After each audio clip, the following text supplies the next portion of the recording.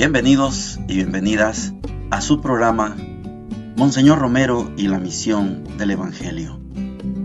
Un programa que lleva dos objetivos: conocer a Monseñor Romero y estudiar la Sagrada Escritura con un juicio crítico desde la teología de la liberación. Cada día tendremos un encuentro con Monseñor Romero y con el Dios de Jesús.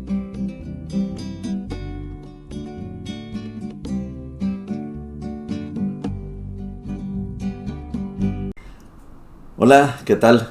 Este es su programa Monseñor Romero y la misión del Evangelio.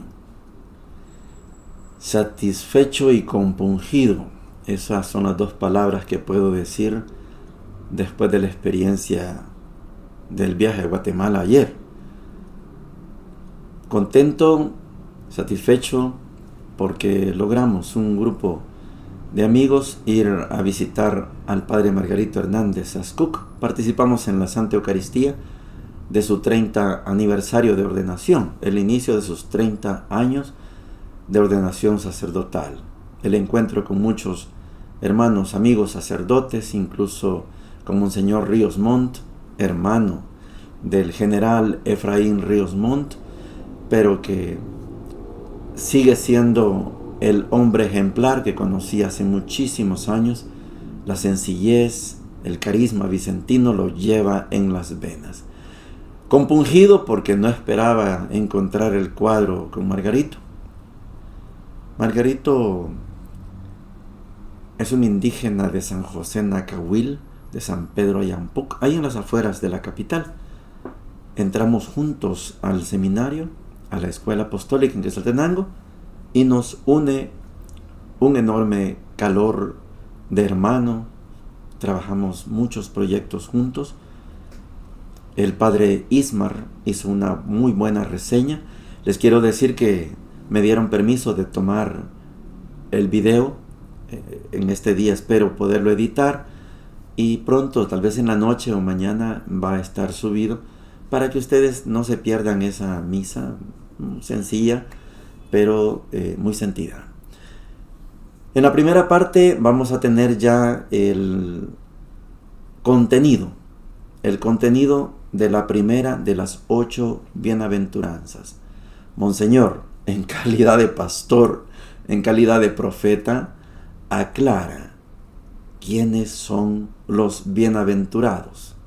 Bienaventurados los pobres, pero si le ponemos pobres en el espíritu, bienaventurados los pobres de espíritu, eso ha servido para hacer y decir muchas cosas. Oigamos a Monseñor.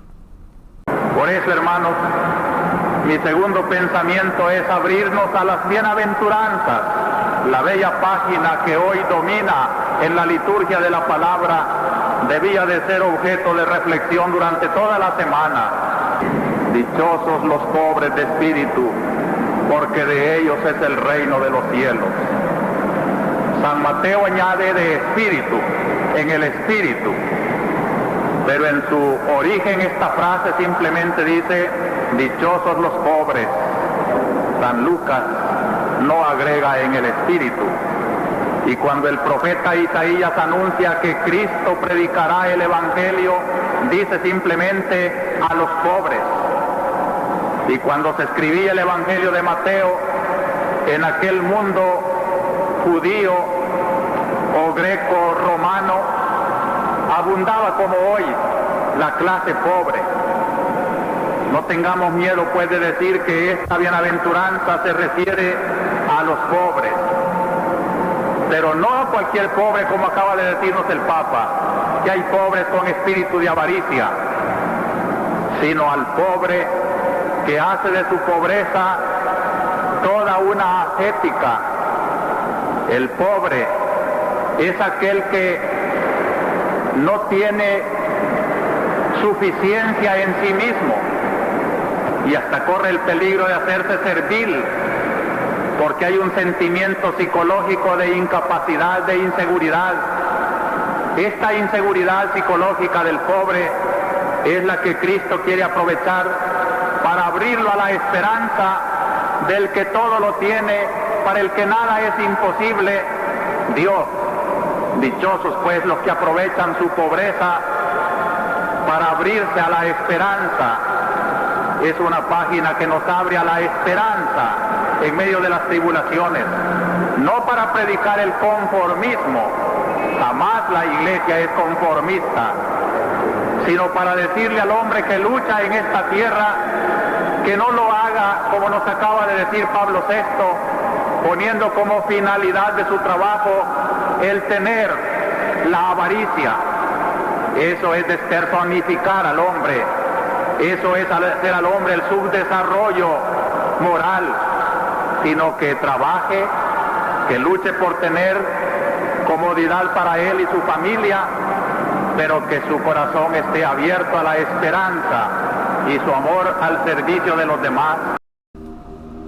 Quiero contarles que hace muchos años, puedo decirles que más de 45 años, mi papá, Miguel Osorio Martínez, a quien acabamos de recordar, el 20 de agosto fue su fallecimiento en 1986.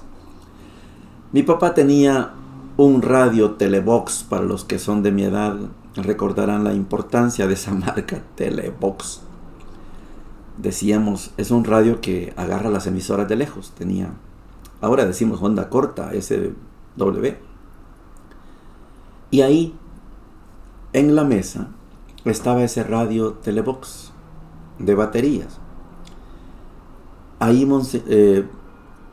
mi papá ponía el radio en la YSAX, en los 800 kilociclos de la AM. Y ahí escuchamos las catequesis que Monseñor Romero daba por las tardes y por las noches. La oración de la noche es una herencia que ha dejado Monseñor Romero y que la han seguido otros obispos, incluidos el cardenal Rosa Chávez. En una de esas tardes, Monseñor nos dio la catequesis sobre estas bienaventuranzas.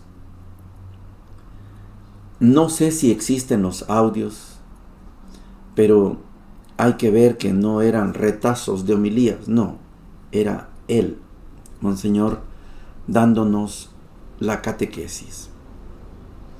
Cuando hablaba de los pobres en esa catequesis, distinguía claramente la figura del pobre de espíritu y el pobre pobre.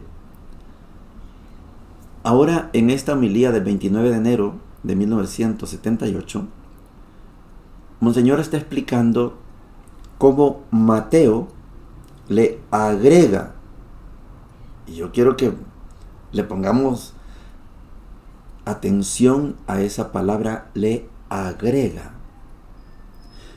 Como si Lucas fue el original. Lucas habla de pobres, pobres. Cuando Lucas nos presenta a Jesús en la sinagoga de Nazaret, donde se había criado, algunos estudiosos están sosteniendo ahora que Jesús no nació en Belén, sino que nació en Nazaret. Esos son temas de estudiosos. Cuando Jesús llegó a la sinagoga de Nazaret, no dijo, he sido enviado a evangelizar a los pobres en el espíritu, a los pobres de espíritu. No. Evangelizare pauperibus misit me es el lema de la congregación a la cual yo pertenecí por más de 20 años. Evangelizare pauperibus misit me, basado en Lucas 4, 16 al 30. No pobres de espíritu. Monseñor nos presenta esa figura del pobre de espíritu y el pobre pobre. Y Monseñor quiere decir, Mateo le agregó. Pero esa es una palabra muy fuerte. Monseñor, les he contado, tenía 2000 libros. 2000 libros personales, su biblioteca personal. No sé qué estudios tenía Monseñor Romero para atreverse a decir, Mateo le agregó. Es que yo quiero que le pongamos énfasis a esto, porque yo me quedo con la figura de las bienaventuranzas y la figura de pobre que usa Lucas. Pronto vamos a terminar el Evangelio de Mateo y vamos a comenzar Lucas. Vamos a tener primero Dios el tiempo para poder aclarar esta diferenciación entre Lucas y Mateo. Pero Monseñor, a la hora de referirse a los pobres, no le agrega el hitos, pobrecitos los pobres. Hace unos días escuché una entrevista que le hicieron a Benjamín Cuellar. Benjamín Cuellar, muchos años al frente del Instituto de Derechos Humanos de la UCA, IDUCA. Le preguntaban qué fue lo que pasó. En los años 70 y 80 había efervescencia del pueblo pobre luchando, defendiéndose. ¿Qué fue lo que pasó? A mí me gusta la definición simple como él es. Benjamín Cuellar es una persona muy simple, no simplista, simple, sencillo a la hora de decir las cosas. Dijo, lo que sucede es que en el 70 y 80 el pueblo estaba organizado y hacía sentir su voz. Pero después de la guerra, con los acuerdos de paz, ONGizamos el país. Decía esto más lapidario todavía Benjamín. No sé si me escucha Benjamín, un abrazo si me está escuchando. Decía, le dijimos a los pobres, no se defiendan ustedes, los vamos a defender nosotros. Las ONGs los vamos a defender. Y esta frase, los vamos a defender nosotros, anuló el papel de los pobres. El pueblo pobre, en palabras de Monseñor Romero, no es cualquier pobre. Hay pobres avaros, hay pobres envidiosos, haraganes, sí los hay. Pero Monseñor está poniendo el acento en los pobres por el hecho de ser pobres. En la teología de la liberación, el concepto de pobres se sustituye por empobrecidos. No es el momento para dar esa explicación. Yo solo quiero concluir, como es la primera bienaventuranza, y son 8, esta primera bienaventuranza, me encanta que Monseñor tenga la autoridad de decir, Mateo le agregó. Quiere decir que nos quedamos con lo original, que es lo de Lucas. Porque Lucas no le agrega en el espíritu o pobres de espíritu. Por eso alguien puede ser millonario, archimillonario, pero tener corazón de pobre. Entonces es un pobre en el espíritu. ¿Y cómo hizo esos millones? ¿Y qué hace él con esos millones? Ayer falleció el señor Ricardo Poma. Pues sí, es una generación, los Poma. Se están muriendo. Ya murió Boris Ezersky. Sí, ya murieron. Esas generaciones de archimillonarios se están muriendo. ¿Fueron pobres de espíritu? No lo creo. Porque para ser pobre de espíritu hay que ser pobre. Estoy retomando las palabras de Monseñor. Pobre y pobre en el espíritu solamente pueden ser los pobres. Ni modo que Zaqueo fue pobre de espíritu. No. Zaqueo renunció a la mitad de sus bienes y devolvió 4 veces más lo que había defraudado. Quiere decir, se despojó, y ese sí es un pobre de espíritu, un pobre en el espíritu. Pero personas como, voy a decir un nombre porque ya falleció, como la Negra Vircia allá en Panamá, la gente cuenta sus historias. El pobre campesino tenía una vaquita y una ternera, y la señora quería esa tierra porque allí había un manantial de agua, y la señora tenía su finca de ganado pero no tenía agua. Mandaba a la señora a que le cortaran la lengua a la vaca y a la ternera, y los 2 animalitos del campesino se morían, y ya muertos los 2, la vaca y el ternero, ella venía y le decía, te jodiste con tu vaquita, así, te compro tu tierra. Y el campesino ya no tenía vaquita ni ternera, vendía, ya la señora tenía su manantial. Esos no son pobres de espíritu, esos son pobres voraces, avaros, conquistadores, usurpadores, todos los títulos que usted le quiera poner. El pobre, en palabras de Monseñor, voy a usar la palabra que uso en otras ocasiones, el pobre es un pobre con sentido. Es un pobre que tiene un horizonte. Hay pobres sin horizonte. El pobre con horizonte sabe que todo le viene de Dios. Por eso no se aferra a las cosas. Sin usar el término de la teología de la liberación, empobrecido, el pobre. Hay pobreza impuesta, el empobrecido, y hay pobreza asumida, asimilada, elegida. Un pobre que en su condición de pobre elige ser pobre, no deja el pellejo para perder su vida. Se enferman porque todo es trabajo, porque no quiere ser pobre y trabajo y se mueren trabajando. No, la pobreza con sentido es una pobreza la que yo elijo, la que yo asumo. Yo podría, sí, pero no quiero. Me quedo, porque aquí, en esta pobreza, no es pobreza, como Monseñor le llama, conformista. No, la iglesia no predica el conformismo. Es una pobreza con sentido.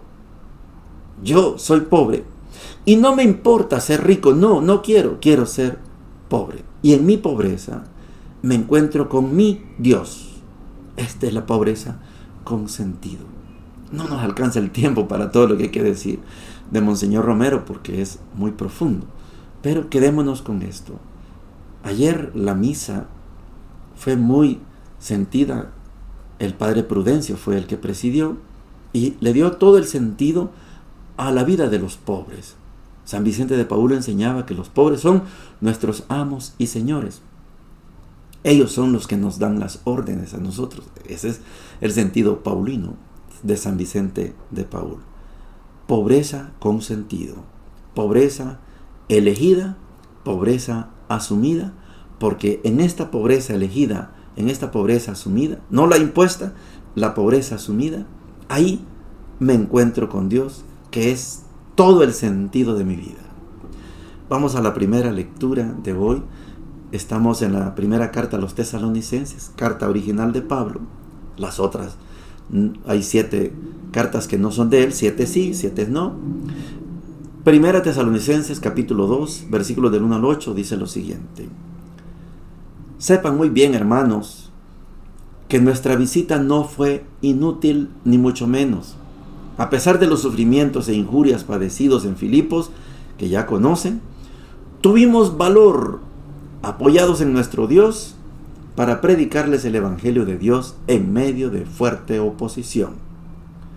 Nuestra exhortación no procedía de error o de motivos turbios, ni usaba engaños, sino que Dios nos ha probado y nos ha confiado el Evangelio, y así lo predicamos, no para contentar a los hombres, sino a Dios, que prueba nuestras intenciones. Como bien saben, nunca hemos tenido palabras de adulación ni codicia disimulada. Dios es testigo. No pretendimos honor de los hombres, ni de ustedes, ni de los demás, aunque como apóstoles de Cristo podíamos haberles hablado autoritariamente. Por el contrario, les tratamos con delicadeza como una madre cuida de sus hijos. Les teníamos tanto cariño que deseábamos entregarles no solo el Evangelio de Dios, sino hasta nuestras propias personas, porque se han ganado nuestro amor. Palabra de Dios, te alabamos, Señor. Hay algo que yo quisiera sostener. Sabe usted que en un principio a Pablo se le atribuían 14 cartas. incluida la carta a los hebreos. A partir de 2015 para acá, no hace mucho, los estudios ya confirman que Pablo solo tiene 7 cartas originales. Primera Tesalonicenses, Primera y Segunda Corintios, la carta a los Gálatas, la carta a Filemón, la carta a los Romanos, y se me está quedando uno. Son 7 cartas. Pero, ¿qué tenemos en estas cartas? Las originales de Pablo. Tenemos la experiencia de Pablo con un encuentro personal con Jesús, y que él le interesó más tomar no al Jesús histórico, sino al Cristo. La experiencia que Pablo tiene es más con el Jesús resucitado que el Jesús histórico. Por eso lo que transmite es la experiencia de él con el Jesús resucitado. Hay una gran tarea. El Papa Benedicto XVI, recién asumido su papado, publicó un libro, El Jesús histórico. Lo leí, no me satisfizo, no me quedó satisfecha la experiencia, porque hay detalles que más eran de Cristo que de Jesús histórico. Yo acompaño a Pablo Richard en que tenemos una gran tarea en la iglesia por recuperar la vida de Jesús, el Jesús histórico. Lo que Pablo está transmitiendo es la experiencia de Jesús, pero el Cristo, el resucitado. Todas las lecturas de Pablo ponen el énfasis en el Jesús resucitado, el Cristo.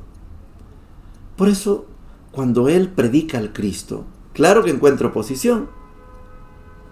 Porque en el momento que Jesús vivió entre nosotros, nadie estaba preparado para decir que Jesús era el Hijo del Hombre, que Jesús era el Mesías, pero otro Mesías, no el Mesías que esperaba la multitud, no es el Mesías que esperaban para que reunificara las 12 tribus de Israel. Jesús no vino para reunificar las 12 tribus de Israel. Este concepto de el Hijo del Hombre, el Hijo del Padre, el Cristo, no lo entendían. Y Pablo, cuando predica al Jesús teológico, al Jesús el Cristo, no lo entienden. Y como hay rivalidad, porque ellos defienden la religión judía, donde hay un Dios que es bien lejano y el uso del templo es preponderante, y Pablo le manda una carta a un grupo de personas de Tesalónica, un pueblito, y después le manda otra carta a los romanos y otra carta a los de Galacia, a los Gálatas, y son grupitos, y ellos están concentrados en el templo. Claro que hay oposición, pero San Pablo reconoce: no lo hicimos con vanagloria, no lo hicimos por adular, lo hicimos porque Dios es el que nos manda a decir esto, que prediquemos a Jesús el Cristo, que prediquemos al Jesús el resucitado. Y esta experiencia de Pablo en Tesalónica, a usted y a mí nos sirve, porque es bonito tener la experiencia de Jesús el resucitado, pero estamos en deuda. Hay que tener la experiencia también con el Jesús histórico, y este es un trabajo de mucho tiempo. Por ahora vamos a seguir leyendo la carta a los tesalonicenses, pero tengamos claro que Pablo está con estas cartas, está instruyendo, no en el Jesús histórico, sino en el Jesús el Cristo, en el Jesús teológico, está instruyendo a las comunidades. Le llama a él iglesias, pero al final vamos a ver que estas son comunidades, porque después, poco a poco, va a venir surgiendo la iglesia. Ya llevamos 2 videos de historia de la iglesia. Les invito a que vayan y visiten el canal Monseñor Romero y la misión del Evangelio, y ahí busquen la historia de la iglesia. El Evangelio de hoy, seguimos en Mateo 23, ahora del 23 al 26, y dice lo siguiente: Jesús habló diciendo: Hay de ustedes, escribas y fariseos hipócritas, que pagan el diezmo de la menta, el hinojo y el comino, y descuidan lo esencial de la ley, la justicia, la misericordia, la fidelidad. Hay que practicar esto sin descuidar aquello. Guías ciegos que filtran el mosquito y se tragan el camello. Hay de ustedes, escribas y fariseos hipócritas, que limpian por fuera la copa y el plato, mientras que por dentro están llenos de codicia y desenfreno. Fariseo ciego, limpia primero la copa por dentro, y así también quedará limpia por fuera. Palabra del Señor. Gloria y honor a ti, Señor Jesús.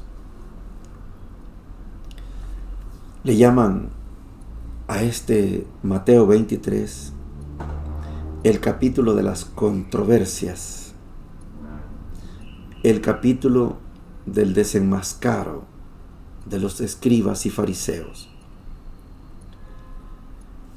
Una gran tarea que enfrenta Jesús es cómo romper esa religión de apariencias para construir una religión, y no le tenga miedo a la palabra, una religión de transparencia y de sinceridad.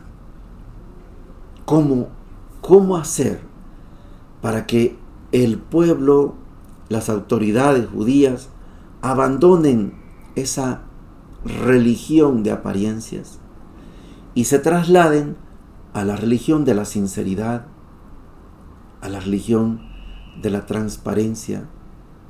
¿Cómo hacemos? Ellos adornan sus mantos. Les encanta que los saluden en las plazas y les digan maestro. Les encantan los primeros puestos y que todo el mundo les diga maestro.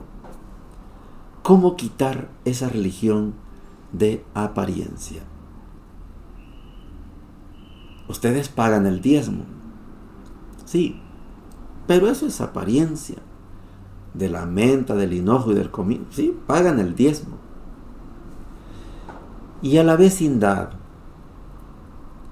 en Qumran, están los esenios, Juan Bautista con ellos. Creemos también que Jesús vivió la experiencia con los esenios en Qumran.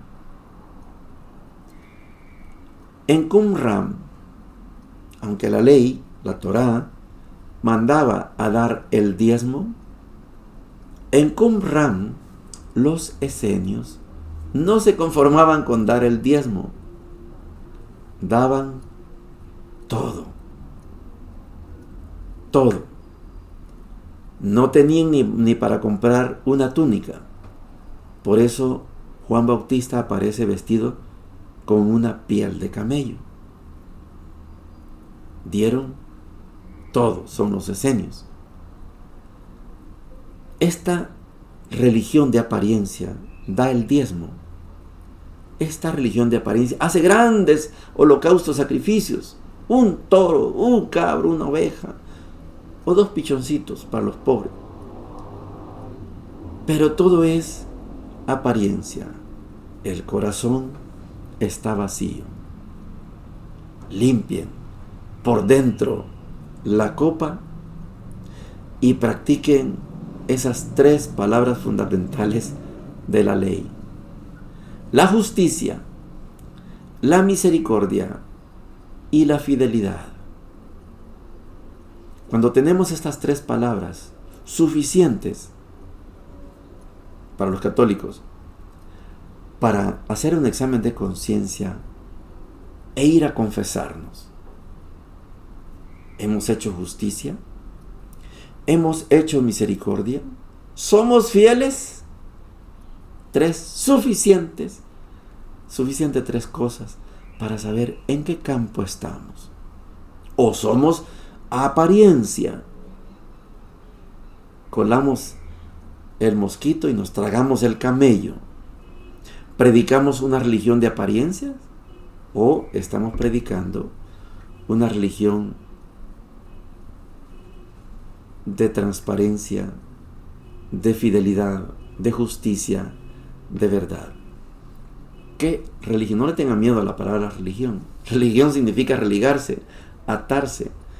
Y si yo estoy asistiendo a una iglesia, cualquiera que sea, yo no estoy solo. Yo tengo un hermano aquí, un hermano. Ya estamos religados. Estamos atados unos a otros. Eso es religión. Yo voy a la iglesia católica y yo tengo hermanos a la par, como ayer estuvimos en la misa, nos dimos el abrazo de paz. Eso es religarse, no es cualquier otra cosa. No le tengan miedo a la palabra religión. Ya no predico religión, yo predico el evangelio también. Predica el evangelio, sí, pero no me destruya la palabra, así es bien sencilla. Religión es estar religado. Yo me religo con mis hermanos y me religo con Cristo. ¿Y cuál es el problema? ¿Eso es religión? Eso es religión. Por eso yo quiero terminar diciendo, tratemos de eliminar de una vez por todas la religión de las apariencias y vayámonos a la religión, a la religación, a la agrupación de la transparencia, de la pureza, donde prediquemos la justicia, donde vivamos la misericordia y donde podamos por fin ser fieles, hombres y mujeres fieles a este Jesús que nos convoca todos los días en este programa. Bendiciones para todos y para todas. Hemos presentado Monseñor Romero y la misión del Evangelio. Hasta la próxima.